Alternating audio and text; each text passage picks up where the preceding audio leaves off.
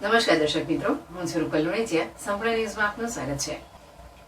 દાંતા તાલુકાના એક ગામમાં પોતાના કાકા પાસે રહેતી માતા પિતા વિનાની બે બાળકીઓને તેમના સગા કાકાએ શારીરિક અત્યાચાર ગુજારતો હોય આ બાળકીઓ તેના કાકાને છોડી નજીકના ગામમાં રહેતા કુટુંબી કાકા પાસે જઈ પોતાની આપવીતી જણાવતા બાળકીઓને મદદ કરવા 181 ની મદદ લેવાતા અભયમની ટીમે બંને બાળકીના સારા ઉછેર માટે તેમને બાળ કલ્યાણમાં આશ્રય આપવામાં આવ્યો હતો.